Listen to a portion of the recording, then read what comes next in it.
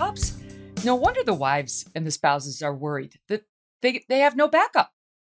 And they're upset that young officers there was an older officer on the scene, but you've seen these rookies walking up and down Michigan Avenue. They just get out of the academy and they're released, to walk up and down Michigan Avenue and play the role of scarecrow, which is what we do a lot. We have a lot of scarecrow policing. And they look at themselves, check themselves out, in the windows of the shops. The young guys, young women, they're proud. They have no clue.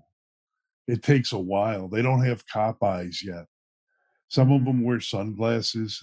They're not ready. They're not ready to look at someone who's a violent threat and back them down with their eyes.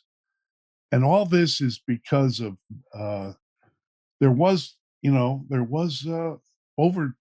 cops overdid it years ago. We had John Burge and police cases like this. I'm not saying it didn't happen, but the majority of police officers are just trying to help. Like Ella French, she joined the force to make a difference, to help the people who needed it. And you mentioned George Soros. He spent $2 million to elect Kim Foxx, and Lori Lightfoot endorsed her for re-election. And I got in a big controversy with my own newsroom that was upset that I would dare write about George Soros. So I left, but I'm still writing. And you're independent now, free of corporate. Can others do this story that you are doing and that I'm doing?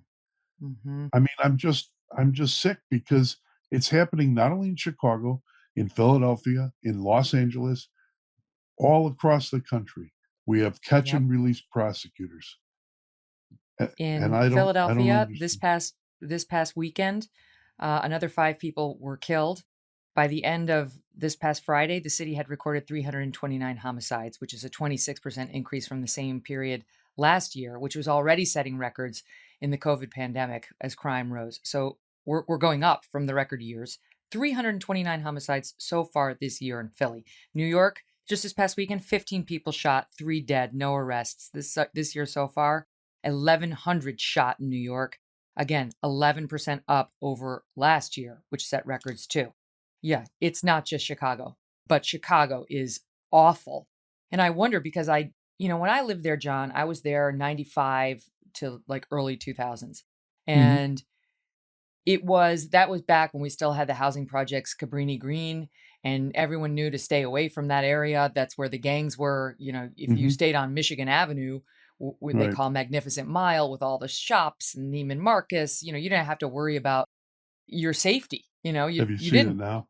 Right. No, but I'm reading bad reports. So what's happening now? What's happening now is that there's a new poll out, and WGN Television did a new poll. 65% of the people in Chicago are considering leaving if crime doesn't stop or isn't reduced. Lori Lightfoot is underwater. Kim Foxx, the state's attorney, the Soros state's attorney, is underwater. I think 35%. She's got an approval rating of 35%. And when asked about the poll, she came out with she played the race card.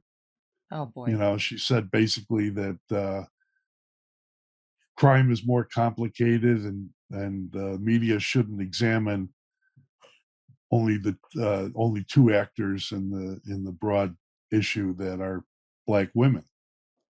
It really, I don't. Kim Foxx, Lori Lightfoot, Joe Biden, anybody, I don't care. And the people of Chicago don't care what your race is. They just want to be safe. They want to feel that they put their kids in the back of the car, they won't be shot. And in the loop now, You know, when you were here The Loop as is a part of lawyer the and Chicago downtown sort of business district. Go ahead. yeah, when you were here as a lawyer and I believe intern for a news station, the Loop was in the period you're talking about. The Loop was safe. Now there are gangs of kids and young men and women robbing, slapping, beating people up, and they are arrested and then they're released. So the whole thing is a city of anarchy.